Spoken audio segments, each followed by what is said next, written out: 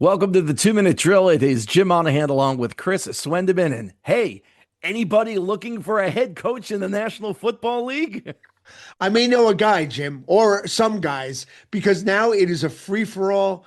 The Monday coaching carousel started.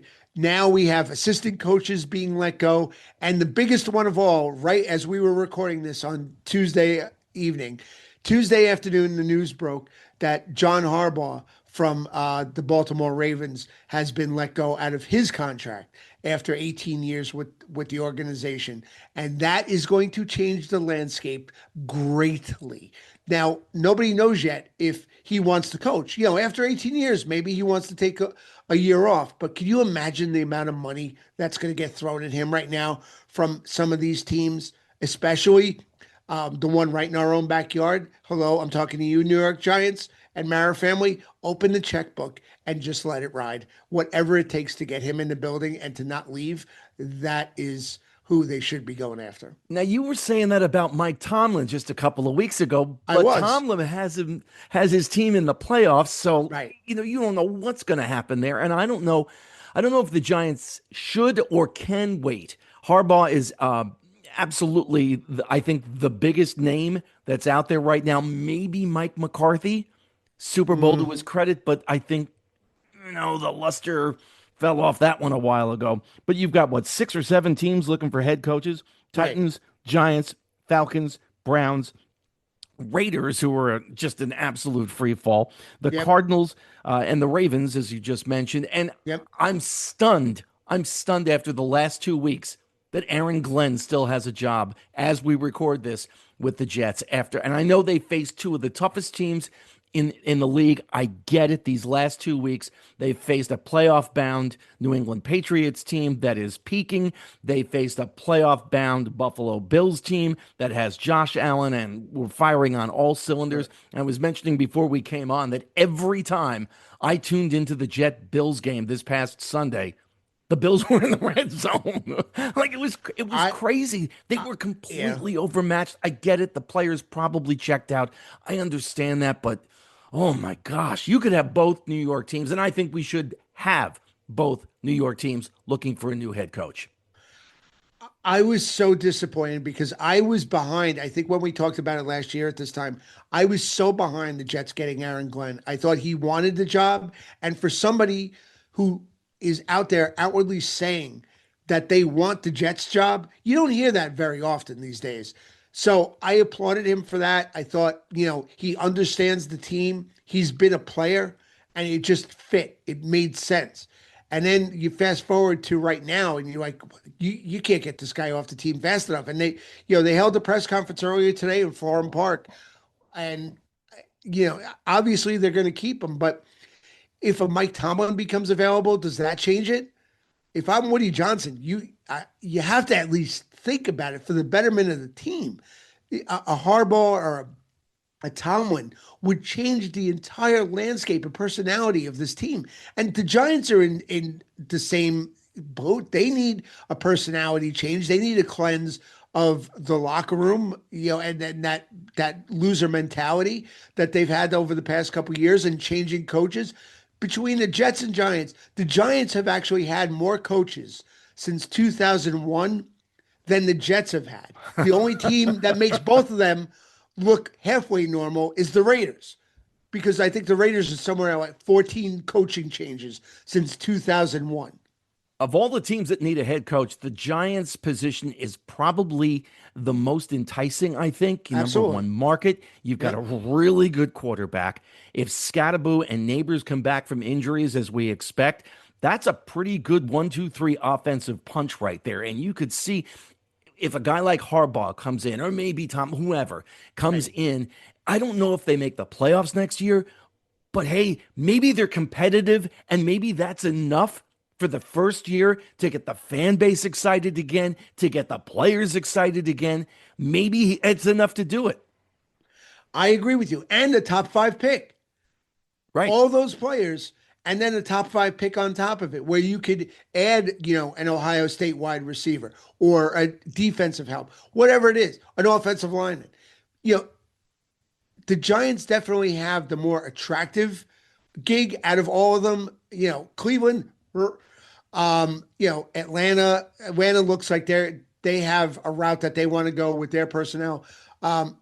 Arizona, these teams, if you're a coaching candidate, where would you want to go? Of course, you want to go to New York. Maybe the Um, Titans with Cam Ward. maybe right, maybe That the might be the Titans. other lucrative position that Yes, you're looking at going, boy, I could do something here. I mean Baltimore with the Lamar Jackson, Derrick Henry. I mean they have.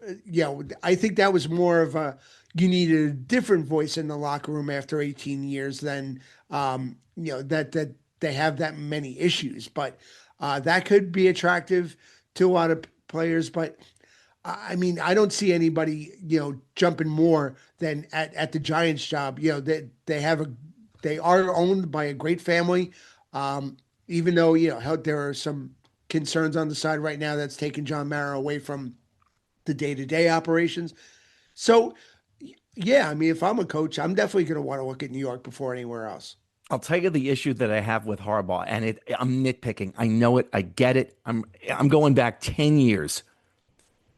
Playoffs, Patriots, Ravens, and after the game, Harbaugh complained about a formation that the Patriots used. He complained and said that it was illegal.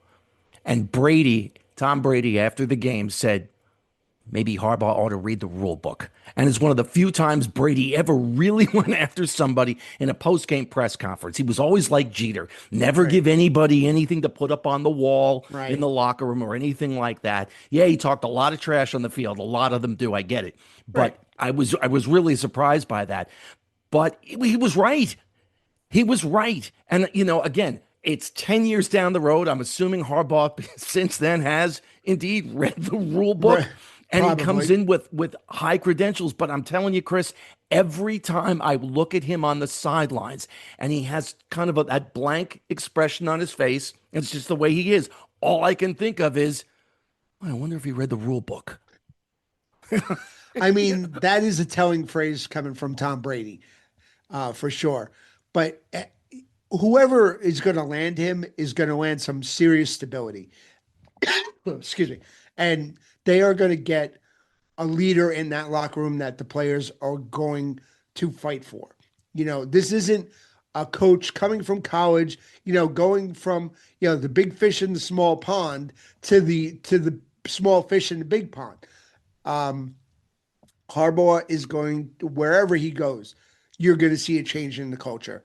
And if the Giants are smart, if they get an interview with him, they don't want him out of the building.